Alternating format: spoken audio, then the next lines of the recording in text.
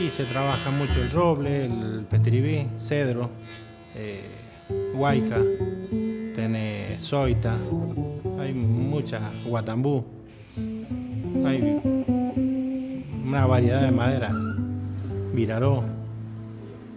Bueno, en general todos los trabajos difíciles, hacer muebles, hacer todo lo que es puertas, ventanas de estilo que sean difíciles, eso es muy lindo, es muy entretenido y me gusta mucho.